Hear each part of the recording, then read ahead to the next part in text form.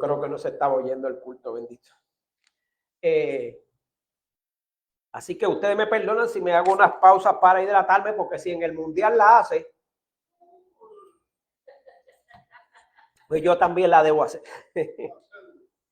Mire, por si acaso no me escucharon, estamos hablando acerca de Proverbios capítulo 9. El sermón de hoy se titula La sabiduría y la necedad.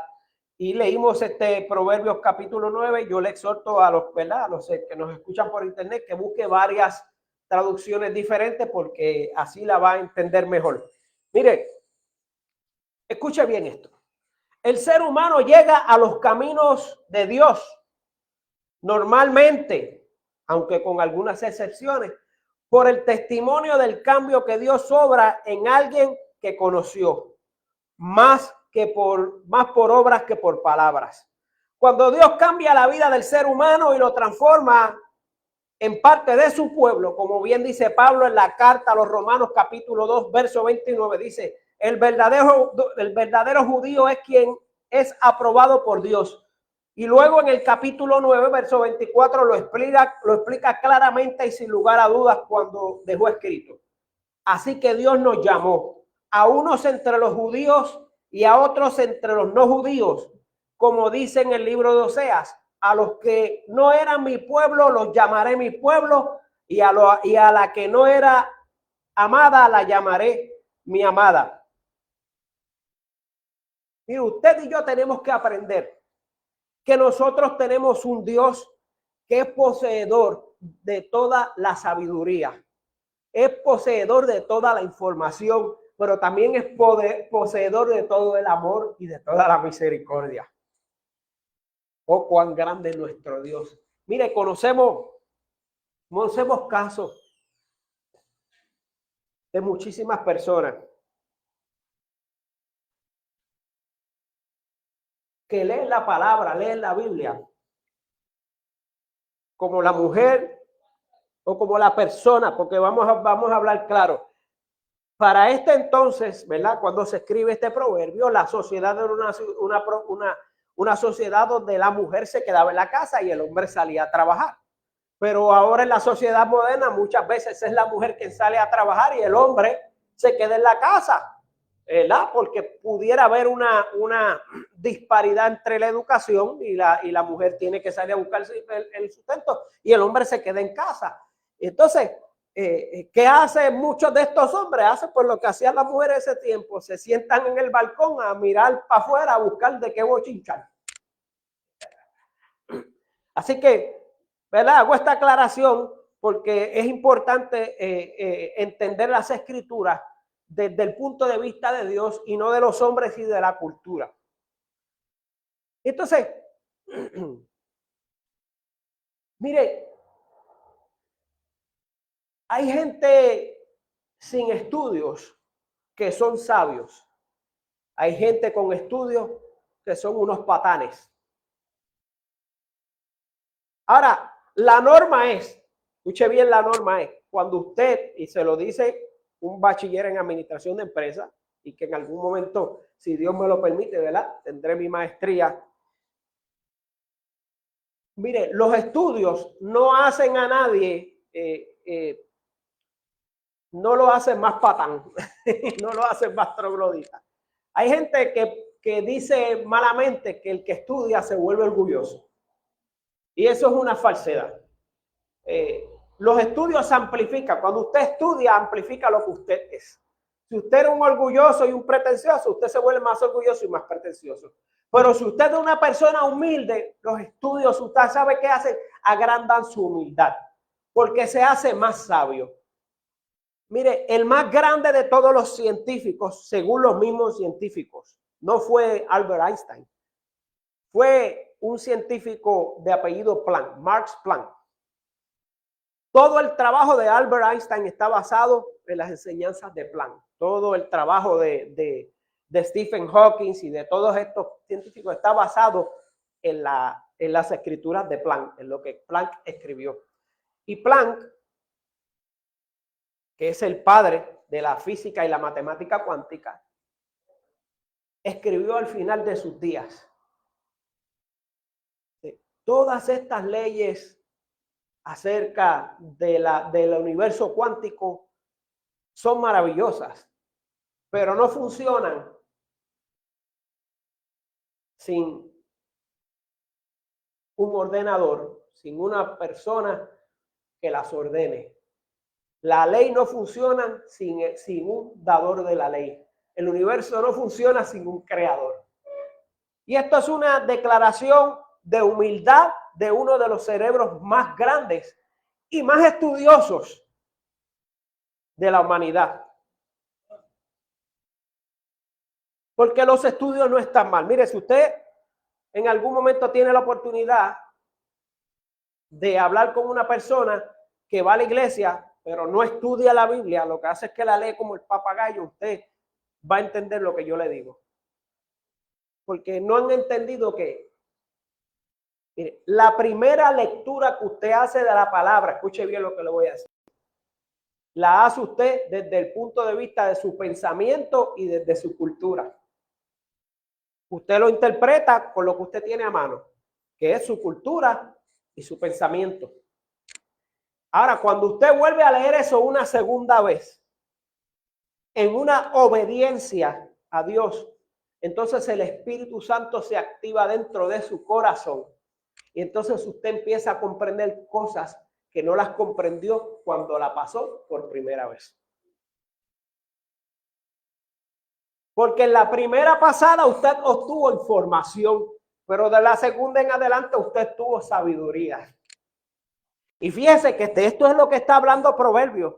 Esto no es una escena cotidiana. Parece cotidiana, pero no es tan cotidiana nada. Aquí Salomón, cuando escribe, ¿verdad? Entonces le atribuye a Salomón la mayoría de los eruditos. No sabemos a ciencia cierta quién lo escribió, quién lo dijo. Recuerde que Salomón compiló muchísimos dichos y muchísimas enseñanzas de los pueblos de esa área y los puso en sus escritos, pero muchos de ellos preceden a Salomón, a David, a todos los reyes de Israel. Muchos de estos proverbios vienen desde muchísimo antes que Israel existiera.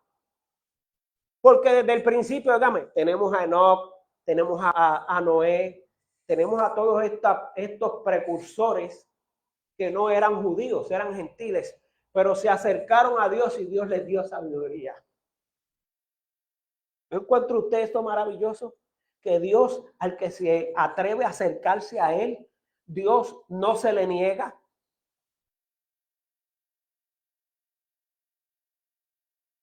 Entonces, y yo tenemos que entender que la manera de entrar al pueblo de Dios es a través de la sabiduría que obtenemos cuando le pedimos a Dios que nos haga suyos. Y usted y yo estamos llamados, usted sabe qué, a ser la luz del mundo. Usted sabe que Jesucristo le dijo a los judíos en la fiesta de las luces, le dijo, yo soy la luz del mundo. Entonces,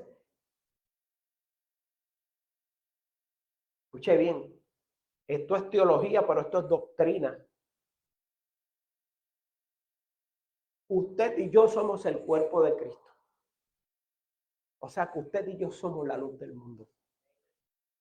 Ahora mismo allí en Venezuela hay gente que está viviendo en oscuridad. Y usted sabe cómo va a llevar la luz del mundo. Va a llegar a través del esfuerzo que nosotros vamos a hacer aquí para enviarles ayuda. Dígame. Porque usted y yo somos la luz del mundo porque somos parte del cuerpo de Cristo.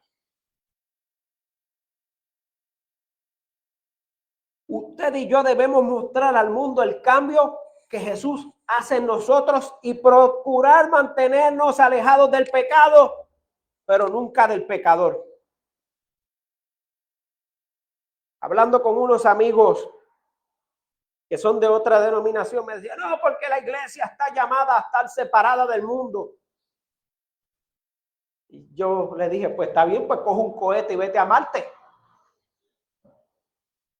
La iglesia no está llamada a ser separada del mundo.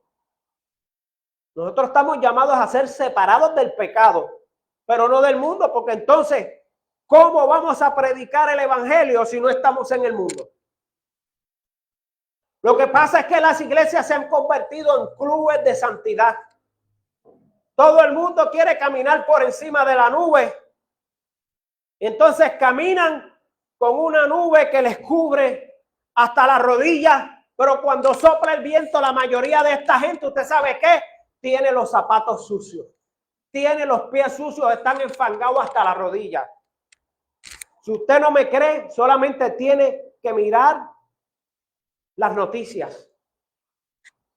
Hay una mujer encamada porque le dieron 15 martillazos en la cabeza. El que se los dio andaba con la Biblia debajo del brazo, predicando, hablando en lenguas y aleluyando. Este mismo monstruo a los 15 años mató a una niña cuando venían de la escuela y la violó. Luego salió y mató otra más. Y ahora esa está allí. Usted se fija que leer la Biblia como el papagayo no produce santidad ni produce salvación. Es el estudio. Jesús dijo, escudriñad las escrituras porque ellas dan testimonio de mí.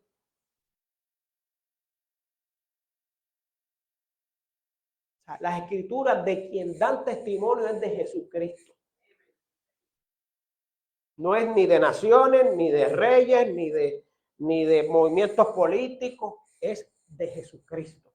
Porque todo empieza y termina en Jesucristo. Juan en su evangelio lo dijo bien claro. Dice que en el principio era el verbo y el verbo estaba con Dios. Y todas las cosas fueron hechas por él porque el verbo era Dios. Pero cuando usted va a otras traducciones o sabe un poquito de griego, ¿verdad? Yo no es que sea un experto, pero consulto a los expertos. Otra traducción posible de ese sermón, de ese principio de Juan es que en el principio existía la razón o la sabiduría de Dios, que es Cristo, y todas las cosas fueron hechas a través de él. O sea que el universo, le guste al que no le guste, empieza con Cristo y termina con Cristo, pero como Cristo es eterno, no termina nunca. Así de grande es la salvación que Cristo le ha traído a usted. Es una salvación eterna siempre y cuando usted se mantenga alejado del pecado, pero no fuera del mundo, porque el mismo Jesucristo dijo también que quien tiene una lámpara y la pone debajo de una caja, de un aljibe, una lámpara es ¿para qué? Para exponerla, para que la gente pueda verla desde lejos y llegar hasta los pies de Cristo. Yo quiero decirte, feligres, hermano, hermana de la Iglesia Bautista de Rolling Hills o los que nos escuchan a través del internet, que esa lámpara que la gente va a ver a lo lejos, eres tú. Miren el verso 10. El verso 10, el verso 10 es contundente. El verso 10, mire, ya que estamos en estas celebraciones, ¿verdad? Mucha gente celebró ayer el 4 de julio con su bandera americana y todo, pero usted sabe que este verso 10 es como cuando usted está en un barbecue y tiene hambre y de momento alguien tira la hamburguesa en la parrilla, hace... ya usted sabe que la comida viene y su alma se regocija. Este verso 10, mira lo que dice, la sabiduría comienza por honrar al Señor. Conocer al Santísimo es tener inteligencia. O sea, que no importa, oye, mire, es importante ir a estudiar. Es importante usted tener los grados, sí, es importante. Eso no le hace mejor que nadie, pero es importante. Pero a pesar de todo lo que usted pueda estudiar y lo que yo haya podido estudiar, dice Salomón, el hombre más sabio de toda la historia, ¿qué? Que la sabiduría comienza por honrar al Señor y que conocer al Santísimo es tener inteligencia. ¿Usted sabe cómo usted conoce al Santísimo? Viniendo a la iglesia, viniendo a la escuela bíblica, sí, viniendo a los estudios que da Cookie los miércoles. Ahí es que usted conoce al Señor, porque ya usted recibió la salvación. Cristo murió por usted en el Calvario. Pero usted necesita saber por qué exactamente fue que Cristo murió. Porque usted sabe qué. Pregúntele a cualquier persona que no haya conocido a Cristo y le va a decir que es inocente. Mire, se hizo una encuesta dentro de las cárceles en los Estados Unidos para la época de los 80 y la encuesta determinó que el 98% de los que estaban presos eran inocentes. Porque ellos todos decían que eran inocentes.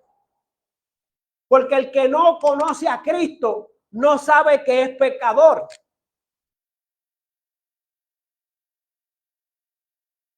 Mire, ese era el problema que tenía el pueblo de Dios antes de que viniera Cristo.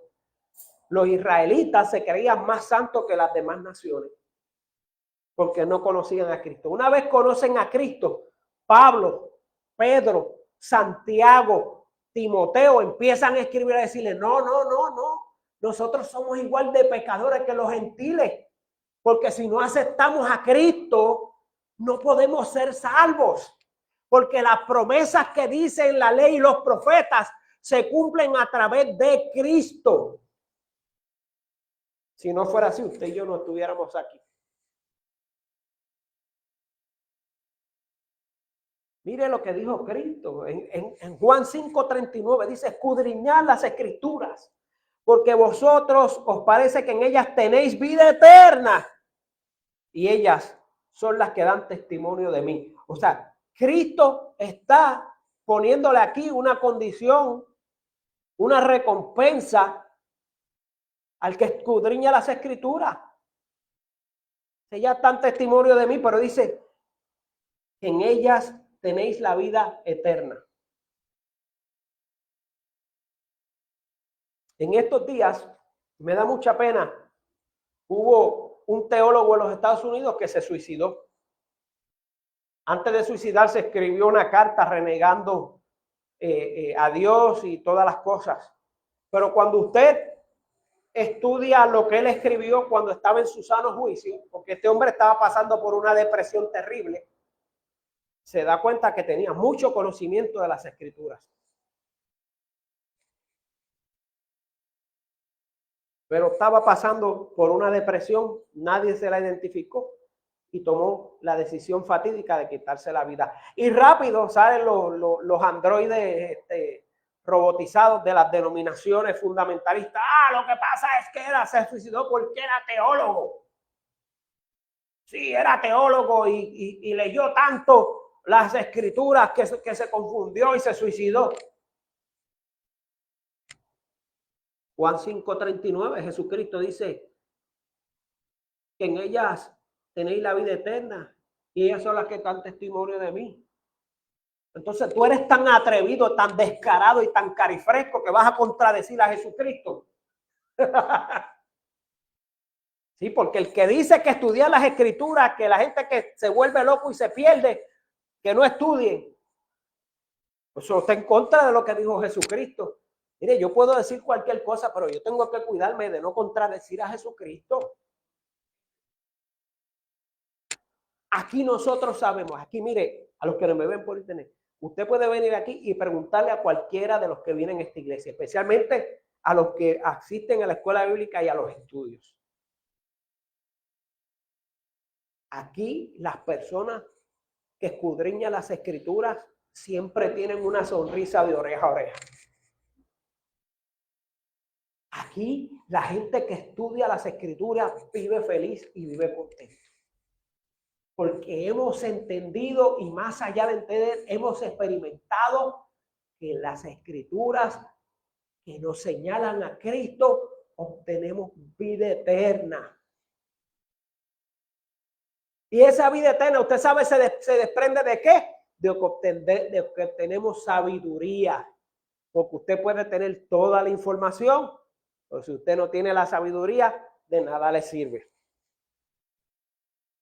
Me acuerdo que había una canción que decía, cuando éramos niños, a lo mejor el pastor Josué después que tiene mejor memoria que yo, se la canta, que decía que un niño entró al salón y que el profe le dijo, Dios no existe.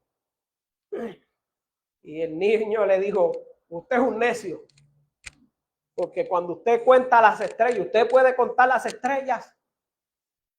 ¿Sabe el número usted de las estrellas? Y el niño le citó a Job. ¿Dónde estabas tú cuando Dios puso el simiente? Mire, déjeme decirle, uno no puede ser tan atrevido. El único hombre que podía contar todas las estrellas y las contó 2 veces fue Chuck Norris.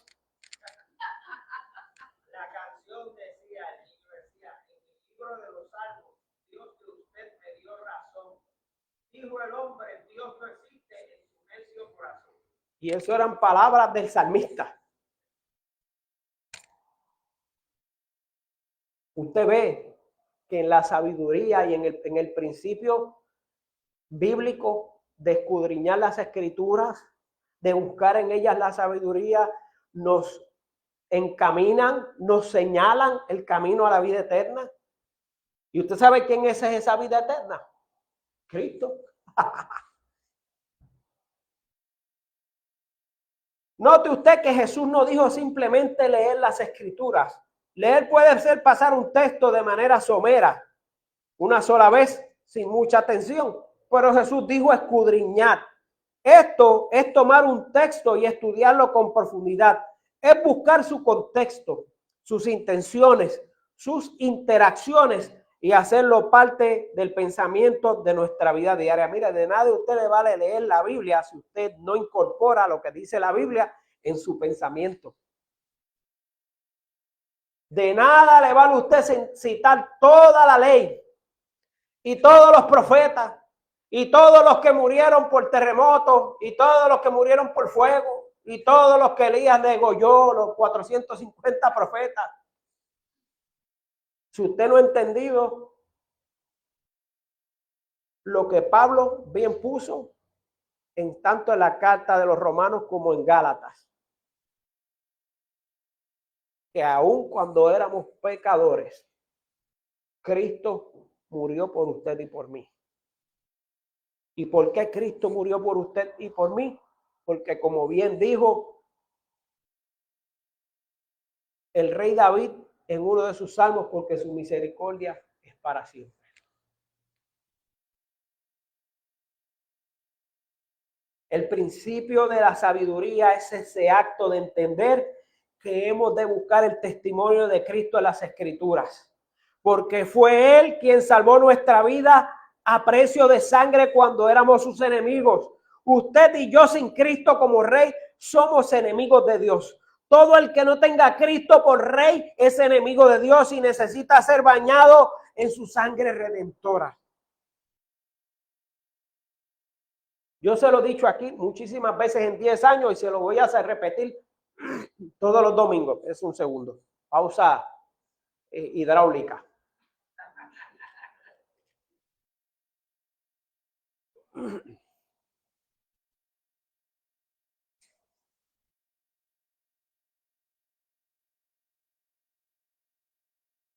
Usted y yo somos la única Biblia que la gente lee.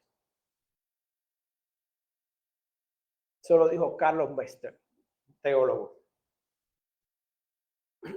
Uno de los padres de la iglesia, que nuestros hermanos católicos le llaman San Agustín, escribió: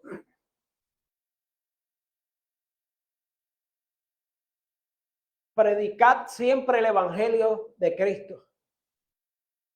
Y si fuese necesario, utilicen las palabras. San Martín, no sé si fue Agustín o San Martín. Usted sabe que yo soy malo con los nombres. Pero dio en el clavo con un pedazo de la doctrina verdadera cristiana. Hay demasiada gente haciendo ruido, gritando desde los púlpitos, diciendo estupideces, leyendo la Biblia como el papagayo y utilizándola como ametralladora para destruir vidas. Pero el evangelio de Cristo tiene que ser un evangelio encarnado. Tiene que ser un evangelio que no salga por la boca. Tiene que ser un evangelio que salga por la piel. Tiene que ser un evangelio que cuando usted camine por las calles la gente sepa que usted es cristiano. No porque lo dice, sino porque su testimonio, que es lo que usted hace, sea lo que predique. Tenemos que ser gente de ética, no de reputación, de ética. ¿Usted sabe qué? Reputación es lo que usted quiere que la gente piense de usted. Ética es lo que usted es. De nada le vale usted tener la Biblia debajo del brazo si usted es un feminicida.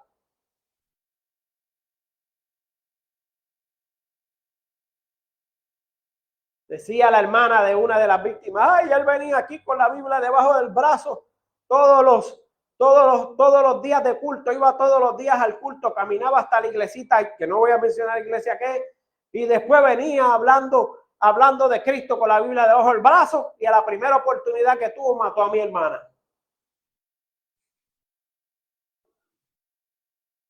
Usted me perdona, hay mensajes que no son fáciles, y este es uno de ellos. Yo pensé, cuando el Espíritu Santo me dijo que predicara de Proverbios, pues aquí me voy a poner las botas, voy a dar un mensaje poético como los que a mí me gustan, pero no, lo que salió fue un mensaje doctrinal. Pero como yo no me mando, tengo que hacer lo que me diga el Espíritu Santo.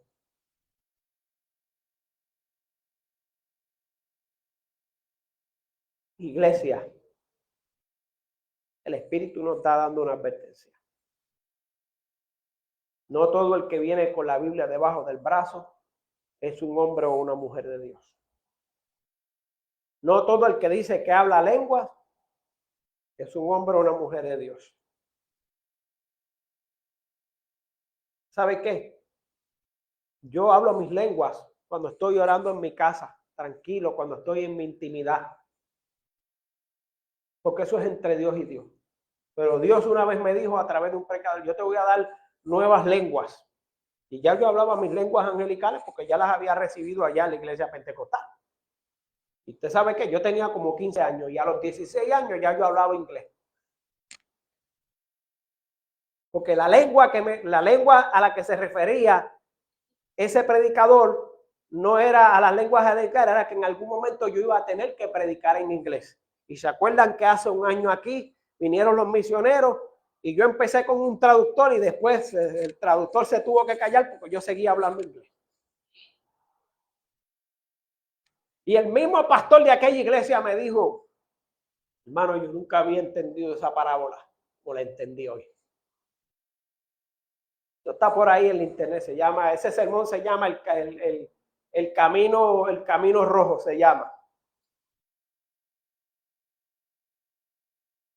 Mire usted y yo, cuando nos atrevemos a escudriñar la palabra y nos atrevemos, óyeme, escudriñar la palabra es hacerle preguntas a la palabra. Esa misma parábola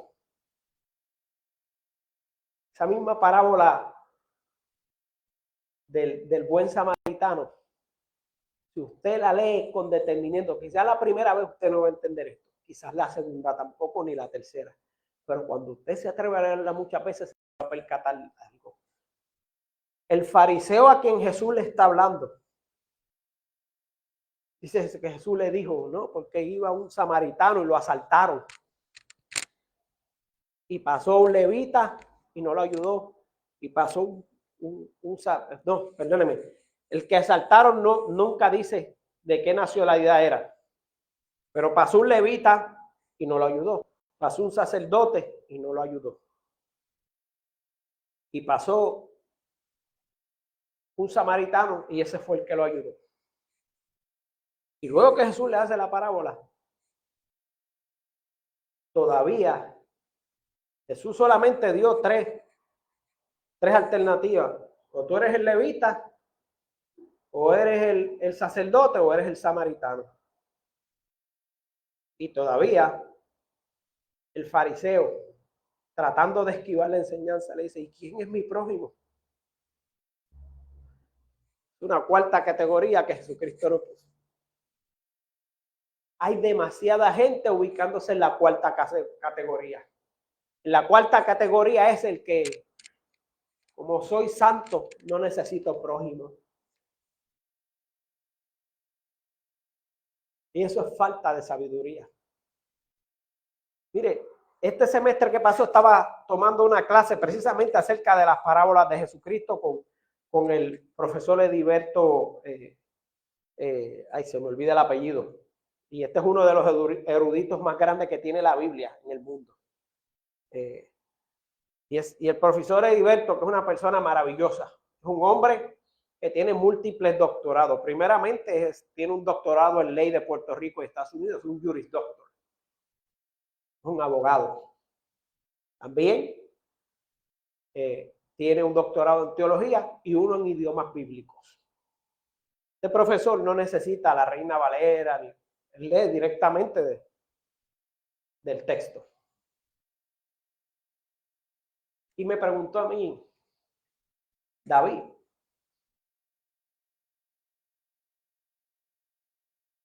cuando tú lees esta palabra, esta parábola, ¿quién de esa gente eres tú? ¿Eres el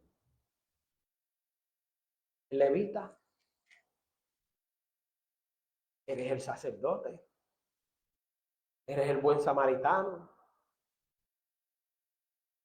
Y yo le dije, cuando yo leo esta parábola, profesor, tengo que admitirle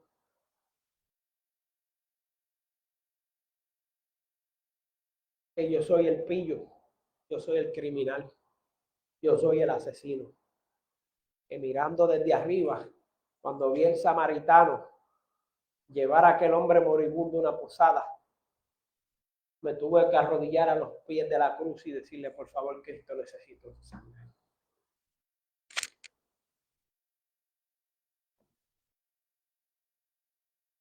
Basta ya de clubes de santidad. Es tiempo de vivir el sacrificio encarnado de Cristo en nuestro cuerpo. Y este evangelio encarnado requiere que nosotros miremos al mundo con compasión. Este evangelio requiere que pongamos a la mujer en el lugar que se merece. Este evangelio requiere que no estemos juzgando a nadie por su color de piel o por su lugar de procedencia. Mire, voy a terminar este sermón y le voy a contar esta anécdota, que va a ser parte también quizás del nuevo libro que estoy escribiendo.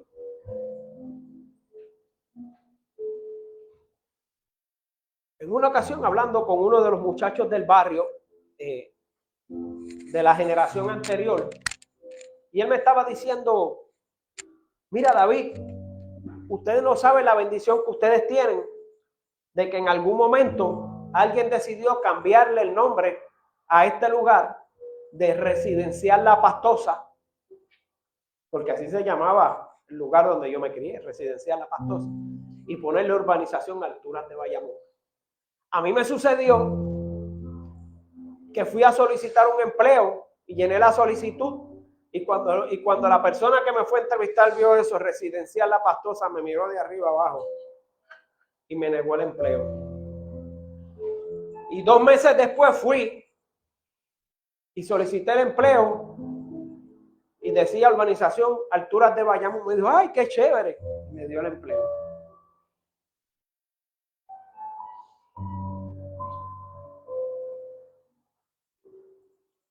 A veces pensamos que en el siglo XXI no debería haber discrimen, pero sí lo hay.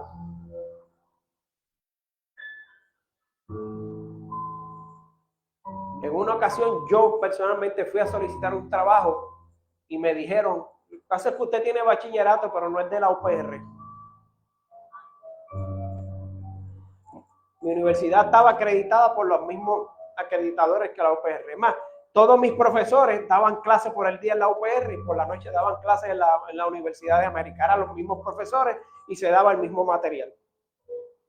Claro, en la UPR no tenían que bregar con un insolente como yo, pero eso es materia de otro. Recuerde que yo siempre predico desde el punto de vista que yo fui el malhechor que necesitó de Cristo.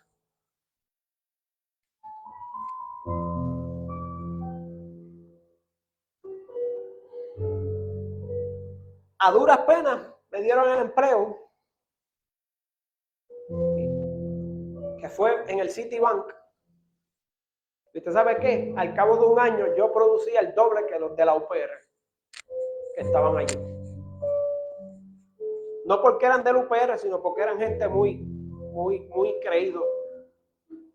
Pues yo, como no tenía mi trabajo asegurado por reputación, tenía que fajarme el doble.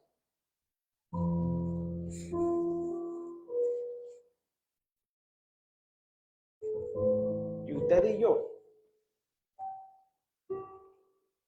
somos llamados a romper con estos esquemas, que son esquemas de hombres,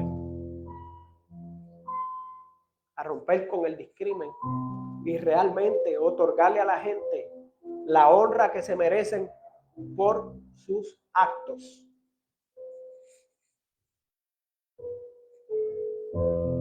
Mire, Pablo dijo, denle honra al que le debas honra. No dijo dale honra a todo el mundo.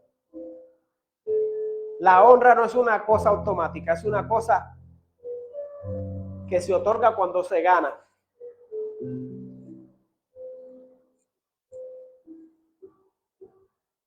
Nos habremos ganado nosotros la honra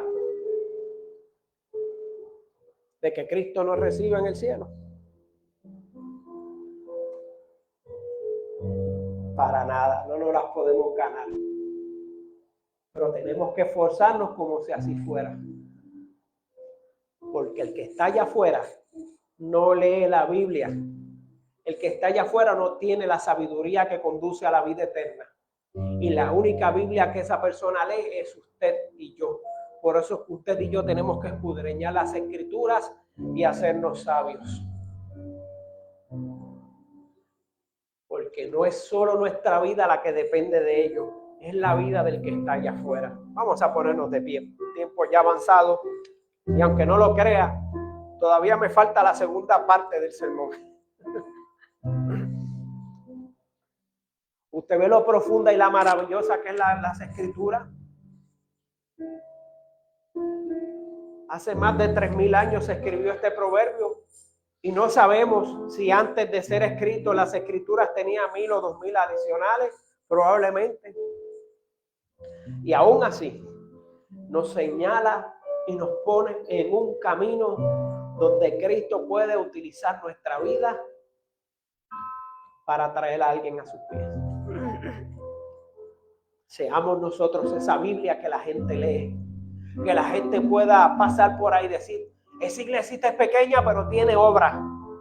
Esa iglesita es pequeña pero los hermanos salen sonriendo. Esa iglesita es pequeña y aunque el pastor sale enmayado por un café, está sonriendo.